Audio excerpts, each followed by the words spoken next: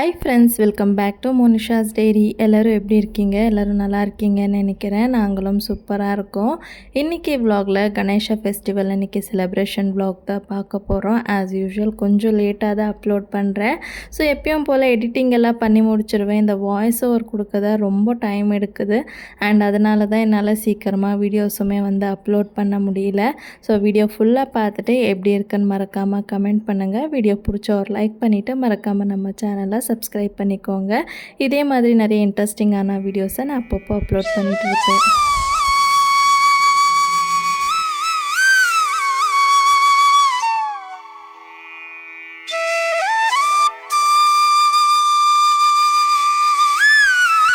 Next day morning காலையிலேயே எழுந்திரிச்சு fresh up ஆகிட்டு வீட்டு முன்னாடி கோலம் தான் போட்டுட்ருந்தேன். எப்போயுமே நான் ஏதாவது பிளான் பண்ணி இந்த டைமில் இதெல்லாமே பண்ணி முடிக்கணும்னு சொல்லி பிளான் பண்ணுவேனோ அந்த ஒரு பிளானுமே நான் ப்ராப்பராக வந்து எக்ஸிக்யூட்டே ஆகாது. நான் எப்போ ப்ராப்பராக பிளான் பண்ணாமல் சரி நடக்கிறது நடக்கட்டும்னு சொல்லி செய்ய ஆரம்பிக்கிறேனோ அன்றைக்கி வந்து எல்லாமே பர்ஃபெக்டாக நடக்கும். ஸோ சேம் அதே மாதிரி தான் விநாயகர் பண்டிகை அன்றைக்கி ப்ரீவியஸ் டேவே வந்து காலையில் 5 மணிக்கு எழுந்திரிச்சு வீட்டு முன்னாடி கோலம் போட்டு ரெடி ஆகிட்டு சமையல் செய்கிறதுக்கு ஸ்டார்ட் பண்ணோன்னு சொல்லி நான் ஒரு டு டூ லிஸ்ட்டே போட்டு வச்சுருந்தேன். அது எல்லாமே சொதுப்பிடுச்சு. 5 மணிக்கு அலாரம் அடிக்குது, நல்லா ஆஃப் பண்ணி நல்லா தூங்கிட்டு 7:30 மணி போல் தான் எந்திரிச்ச உடனே நான் ஃப்ரெஷ்அப் ஆகிட்டு வந்துட்டு வீட்டு முன்னாடி கோலம் தான் போட்டுட்ருந்தேன். நான் ஒரு சைடு கோலம் போடுறதுக்கு என் பையன் வந்து ஒரு சைடு அதை வந்து ரப் பண்ணி விட்டுறது, மறுபடியும் அது எல்லாமே நீட்டாக அரேஞ்ச் பண்ணி கோலம் போட்டு முடிச்சுட்டு டைரெக்டாக கிச்சனில் வந்து சமையல் ஒர்க்கு தான் ஸ்டார்ட் பண்ணிட்டேன். நான் எப்போவுமே விநாயகர் பண்டிகை அன்றைக்கி வந்துட்டு கொழுக்கட்டையும் அதுக்கப்புறமா சுண்டல் இது மட்டும்தான் செஞ்சு படைத்து சாமி கும்பிடுவேன். ஹஸ்பண்டுமே அன்றைக்கி வீட்டில் இருந்ததுனால குழந்தைங்கள பார்த்துப்பாங்க, நமக்கு கொஞ்சம் ஹெல்ப் பண்ணுவாங்கன்னு சொல்லிட்டு ஒரே வாட்டி சமையல் செஞ்சு சாமிக்கு படைச்சிடலான்னு சொல்லி சைட் பை சைடு எல்லாமே ரெடி பண்ணிகிட்டு இருந்தேன். மார்னிங் பிரேக்ஃபாஸ்ட்டுக்கு வந்து சிம்பிளாக ராகி கூழ் செஞ்சு குடித்தோம். என் பையனுக்கு விளையாடுறதுக்கு எவ்வளோ விளையாட்டு சாமான் இருந்தாலும் அவனுக்கு கிச்சனில் இருக்கிற ஐட்டமில் தான் விளையாடணும். அவனுக்கு நான் எவ்வளோ கிச்சனில் நீட்டாக வச்சுருந்தாலும் அதுவும் இல்லாமல் கீழே தான் எல்லா சாமானும் இருக்கான். ஸோ வந்து எல்லாமே போட்டு விளையாடிட்டு இருப்பான். இப்போ கூட பாருங்க, அந்த மாவை பிசைஞ்சு வச்சதுனால ஏதோ எங்கள் அம்மா வச்சுருக்காங்கன்னு சொல்லி விளையாடுறதுக்கு வந்து அதை எடுத்துகிட்டு இருந்தா. ஒரு வாட்டி விளையாடக்கூடாதுன்னு சொன்ன உடனே என்கிட்ட வந்துட்டா எடுத்துக்கோன்னு சொல்லி ஒரே அழகை. அதுக்கப்புறமா அவங்க அப்பா கிட்ட கொண்டு போய் கொடுத்துட்டு மறுபடியும் என்னோடய ஒர்க்கை வந்து நான் ஸ்டார்ட் பண்ணிட்டேன். ஊர் சைடில் எந்த ஒரு ஃபெஸ்டிவல் இல்லைன்னா ஏதாவது ஸ்பெஷல் டேனால் கண்டிப்பாக இந்த ஒரு ரெசிபி மஸ்ட்டுன்னு தான் சொல்லணுங்க. பாசிப்பருப்பு சாலட் செய்கிறதுமே ரொம்ப ஈஸி அண்ட் டேஸ்ட்டுமே ரொம்ப சூப்பராக இருக்கும். இது அடிக்கடி சாப்பிட்றதுனால நம்ம பாடியில் இருக்கிற ஹீட்டுமே கண்ட்ரோல் பண்ணி கூலாக வச்சுருக்கோன்னு சொல்லுறாங்க. ஸோ செய்கிறது எப்படின்றத பார்க்கலாமா? ஒரு கப் அளவுக்கு பாசிப்பருப்பை எடுத்து நல்லா வாஷ் பண்ணிவிட்டு 2 to 3 ஹவர்ஸ்க்கு நல்லா ஊற வச்சு தண்ணி இல்லாமல் நீட்டாக வடிகட்டி எடுத்து வச்சுக்கோங்க. இப்போ அதில் ஒரு குக்கும்பர், ஒரு கேரட், குக்கும்பரை வந்து குட்டி குட்டியாக கட் பண்ணிக்கோங்க.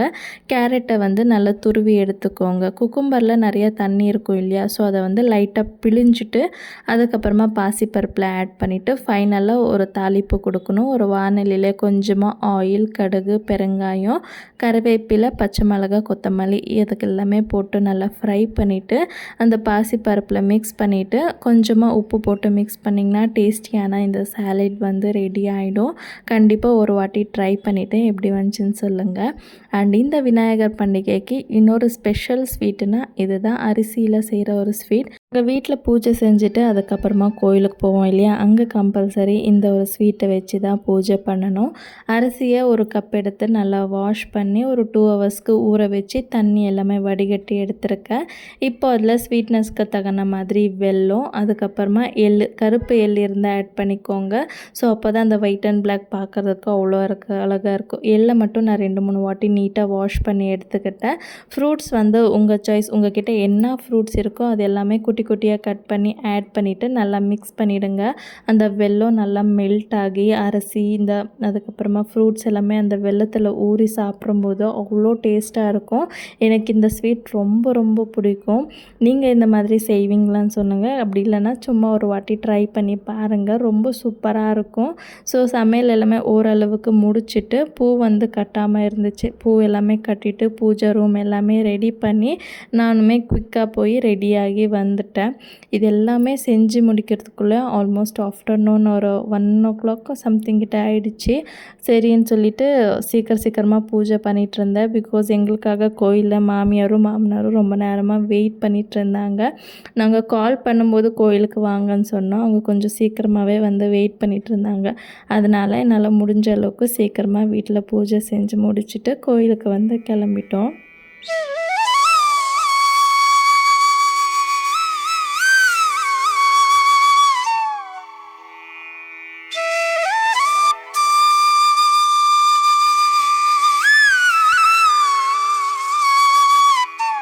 பூஜை எல்லாம் செஞ்சு முடித்த பிறகு எங்கள் வீட்டில் விநாயகர் இப்படி தான் இருந்தாங்க. குட்டியாக ஒரு ஃபோட்டோ இருந்துச்சு. அதை வச்சு தான் நான் வருஷமும் பூஜை பண்ணுவேன். எனக்கும் விநாயகர் சிலை வாங்கிட்டு வந்து பூஜை செய்யணும்னு சொல்லி ரொம்ப ஆசை. நாம் நினச்ச மட்டும் பத்தாது இல்லையா, அவருமே நினைக்கணும் நம்ம வீட்டுக்கு வரணும்னு சொல்லிட்டு. ஸோ அவர் எப்போ நினைக்கிறாரோ அப்போ அவங்கள வாங்கிட்டு வந்து செய்யலான்னு சொல்லிட்டு வீட்டில் பூஜை எல்லாமே செஞ்சுட்டு கோயிலுக்கு வந்து கிளம்பிட்டோம். கண்டிப்பாக வில்லேஜஸில் எல்லா வில்லேஜ்லேயும் இந்த ஒரு கோயில் இருக்கும். ராகி மானுன்னு சொல்லுவாங்க. அந்த மரத்துக்கு கீழே குட்டி குட்டியாக சாமி சிலைங்க வந்து வச்சுருப்பாங்க. அப்பப்போ எல்லாருமே போய் பூஜை செஞ்சுட்டு வருவாங்க. கம்பல்சரி இந்த விநாயகர் பண்டிகை அன்றைக்கி அங்கே ரொம்ப கூட்டமாக இருக்கும். எல்லாருமே வந்து இங்கே வந்து பூஜை செய்வாங்க. இதுக்கு பக்கத்துலேயே பாம்பு புத்து இருக்குது. அங்கேயுமே வந்து பூஜை செஞ்சு பால் ஊற்றணும். அது எல்லாமே முடித்த பிறகு இந்த மரத்துக்கு போய் 3 வாட்டி அப்படி இல்லைன்னா 5 வாட்டி வந்து நூலை வந்து சுற்றிட்டு வரணும். ஸோ அங்கே இருக்கிற நூல்லையே கொஞ்சமாக நூல் எடுத்து அதுக்கு மஞ்சள் தடவி ஒரு சாமந்தி பூ வச்சு எல்லாருமே மாற்றி மாற்றி கைக்கு வந்து கட்டிக்கணும். ஸோ இது என்ன ரீசன் என்னன்றது எனக்கும் தெரியல. சின்ன வயசுலேருந்து நான் பார்த்து வளர்ந்த அதே ட்ரெடிஷனை நான் இப்போவுமே வந்து ஃபாலோ பண்ணிகிட்ருக்கேன். நீங்கள் எப்படி விநாயகர் பண்டிகையை செலிப்ரேட் பண்ணுறீங்கன்றதை கமெண்ட் பண்ணுங்கள். நானும் பார்த்து தெரிஞ்சு. வெதருமே ரொம்ப சூப்பராக இருந்துச்சு. மரத்துக்கு கீழே உட்காரதுக்கு அவ்வளோ ப்ளசண்ட்டாக இருந்துச்சு. இன்னும் கொஞ்சம் நேரம் உட்காரலான்னு சொல்லி பார்த்தா என் பையன் அங்கே இருக்கிற கல் மண் எல்லாமே எடுத்து சாப்பிட்றதுக்கு ட்ரை பண்ணிகிட்டு இருந்தா. அவங்க அக்கா தான் எதுவுமே எடுக்கக்கூடாதுன்னு சொல்லி 2 கையுமே டைட்டாக பிடிச்சிட்டு உக்காந்துருந்தா. அதுக்கப்புறமா அவன் வந்து அழக ஸ்டார்ட் பண்ணிட்டா. சரின்னு சொல்லிட்டு அங்கேருந்து கிளம்பி பக்கத்தில் இன்னொரு கோயில் இருக்குது, அங்கே தான் போயிருந்தோம். ரீசெண்டாக தான் இந்த கோயிலை வந்து ரினோவேஷன் பண்ணி கும்பாபிஷேகம் செஞ்சுருந்தாங்க. கும்பாபிஷேகம் செஞ்ச நெக்ஸ்ட்டு 48 நாளுக்குள்ளே போனால் ரொம்ப நல்லதுன்னு சொல்லுவாங்க இல்லையா. சரி அதனால் போய் பார்த்துட்டு வரலாம் அம்மனன்னு சொல்லி தான் கிளம்புனோம். ரொம்ப சூப்பராக வந்து கோயிலை ரெடி பண்ணியிருந்தாங்க. பார்க்குறதுக்கே அவ்வளோ அழகாக இருந்துச்சு. அண்ட் கூட்டமே இல்லை. அதனால் போயிட்டு நாங்களே பூஜை செஞ்சு சாமி கும்பிட்டுட்டு அங்கேயே நாங்கள் வந்து ஆல்மோஸ்ட் ஒரு 20 மினிட்ஸ் ஆச்சும் டைம் ஸ்பெண்ட் பண்ணியிருப்போம். அங்கேருந்து வர மனசே இல்லை. அவ்வளோ ப்ளசண்ட்டாக சூப்பராக இருந்துச்சு. அண்ட் பசங்களுக்கு சொல்லவே வேண்டாம், 2 பேருமே நல்லா என்ஜாய் பண்ணி விளையாடினாங்க. அக்கா எப்படி ஓடுறாலோ அக்கா பின்னாடியே தம்பியும் வந்து ஓடி விளையாடிட்டு இருந்தாங்க. 2 பேரும் கண்ணாமூச்சி ஆடுறது இந்த மாதிரி எல்லாமே செஞ்சிட்டு இருந்தாங்க. பார்க்குறதுக்கு எங்களுக்கு ரொம்ப ஹாப்பியாக இருந்துச்சு. அங்கே அதுக்கப்புறமா லைட்டாக மழை வர மாதிரி இருக்குது, சீக்கிரமாக வீட்டுக்கு போங்கன்னு சொன்னாங்க. சரி அதனால் வீட்டுக்கு கிளம்பி வந்து செஞ்சு வச்சுருந்த சாப்பாடு எல்லாமே சாப்பிட்டோம். காலையில் வெறும் ராகி கூழ் குடிச்சது. கோயிலேருந்து வர்றதுக்குள்ளே வீட்டுக்கு 3 மணி போல் ஆகிடுச்சு.